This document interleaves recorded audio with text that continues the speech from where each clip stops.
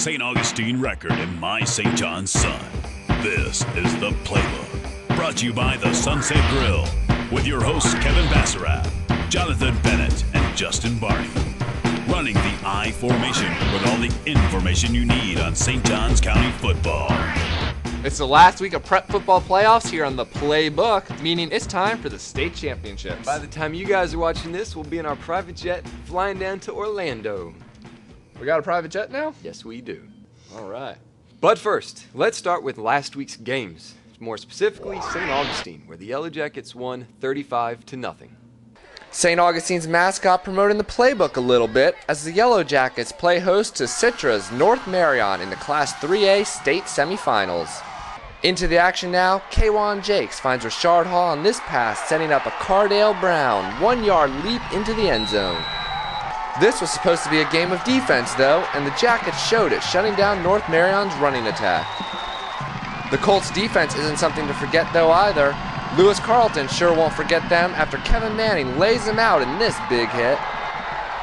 Little later on, K1 Jakes finds some room and decides to take it himself on this carry before being tackled by Lamar Jones.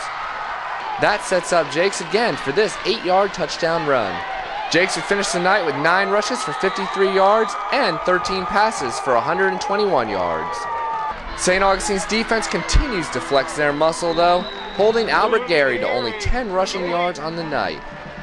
And let's not forget about Richard Hall, who almost picks off this Chucky Looney pass single-handedly. The Jackets defense would hold strong the remainder of the game though, shutting out the Citra North Marion Colts 35-0 and advancing to the Class 3A state championship in Orlando. Bartram Trail got so close to the state championships, but were eliminated in overtime 27-21. In the fourth round of the playoffs, the Bartram Trail Bears took on the Osceola Cowboys. In the first quarter, Bubba Brown takes a pitch from Tajarvon Bell for a 4-yard score, taking the Cowboys up 6-0. In the second quarter, Kyle Parker finds his tight end Andrew Parker in the corner of the end zone for a 20-yard score, taking the Bears up 7-6. In the second quarter, Bubba Brown scores from 10 yards out, taking the Cowboys up to 14-7.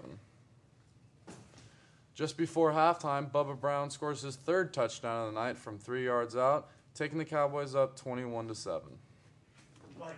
With no time left on the clock, Kyle Parker launches the ball 52 yards into the arms of Nick Smith, taking the halftime score to 21-14. With 23 seconds left in the game, Kyle Parker sneaks it in and takes us to overtime. After a Bears turnover, Bubba Brown and the Cowboys move on to the state championship as they score this touchdown, winning 27-21. That was a tough loss for Bartram Trail, but it wasn't the only close game that week. That's right, Jonathan. I was down at Nice High School where Nice took on Pace. The game almost went into 5 overtimes were it not for a missed extra point by Pace. Nice seniors enjoying their very last game at Panther Stadium, hoping the Panthers advance to the state championships. The seniors got their money's worth in a 4-overtime victory by the Panthers. Nice up 15-7 at the half until Ted Stakaitis adds this 8-yard touchdown run, putting the Panthers up 22-7. The Patriots don't want to go home without a fight though. Quarterback Aaron Muniz finds Riley Hawkins to help set up this 34-yard pass from Muniz to Seth Fricks. The Patriots choose not to go for 2 and rely on their defense stepping up. And stepping up they did. Stakaitis looking for Matt Leedy, but finds Pace's Corey Strange, picking it off and bringing it back before Stakaitis saves a touchdown. Back on Pace's side of the ball, another pass to Riley Hawkins gets the Patriots to the 5-yard line before Ari Johnson runs it in for the touchdown. 2-point conversion attempt, Muniz finds Riley Hawkins to tie the game at 22. Ted Stakaitis tries to find an open man and finally finds Jordan Anderson in the end zone. He looks to have the TD, he thinks he has the TD, but he's called out of bounds. Did he get his foot in? The incomplete call doesn't scare the Panthers though. Stakaitis finds Patrick Barker on this TD pass, adding 23 yards to his stats. Stakaitis would finish the night 18 of 37 for 286 yards. Pace still isn't ready to go home though, as Muniz finds Tyler Hunt for 15 yards and the touchdown, ending regulation at 29 all. Neither team wanted to lose this matchup, taking 3 back-and-forth scoring overtime periods before Stakaitis takes this keeper in for the touchdown. Andrew Barker adds the extra point, but Pace answers right back. A pass to Riley Hawkins sets up another Ari Johnson 1-yard touchdown run. The extra point will send this to a 5th overtime, but oh no! Eric Martinez misses the extra point. Nice goes on to win 49-48 in 4 OTs and heads to Orlando next week for the state championship. I mean, especially this victory, it's a hard-fought victory. All those overtimes, Pace is a great opponent, and I'm so happy to go to state with 3rd year in a row, and it just feels awesome. I have coached for 35 years. I have never seen a battling bunch that loves each other and fought like you did tonight. This was an incredible victory, and you'll live a long life, but you'll always remember this night. You'll remember the band of brothers who fought their guts out, who came out victorious. I'm so proud of you. For Jacksonville.com, I'm Kevin Bassarab.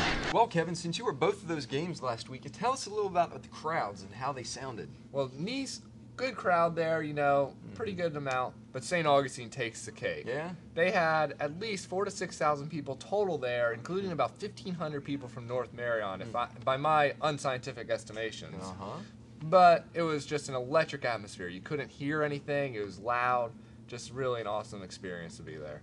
Moving on now, let's talk a little bit about our Sunset Grill play. Week 16 high school football action in St. Johns County moves south to Orlando State Championship Week, where we first kick off with our Player of the Week from Week 15, and it's got to be none other than the St. Augustine High School defense. This unit has been doing it all season, but maybe no more of an impressive performance as they did last Friday against Citra North Marion in a 35-0 win in the state semifinals, folks. This is not Week 1 or a jamboree. This was the state semifinals for the right to go to the state championship game, and St. Augustine threw a shutout in a 35-0 win over North Marion. And this North Marion team was no slouch.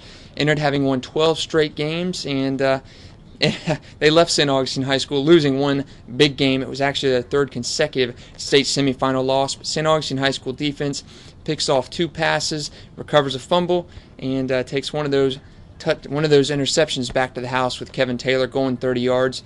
81 total yards from North Marion. They actually had more yards and penalties than the St. Augustine defense allowed them. So the St. Augustine High School defense, more of, indicative of a season award as well, with the Player of the Week in Week 15, the entire defense. They've been doing it all year, but none other than last week was their biggest and best performance of the season.